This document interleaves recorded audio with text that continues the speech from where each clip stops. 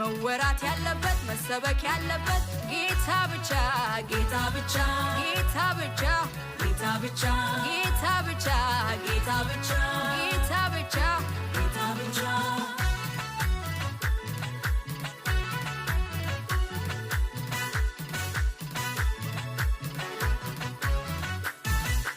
ኢየሱሴ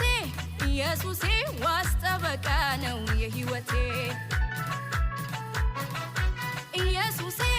ኢየሱሴ ዋስ ጠበቃ ነው የሕይወቴ ዋስ ጠበቃ ነው የሕይወቴ ዋስ ጠበቃ ነው የሕይወቴ ዋስ ጠበቃ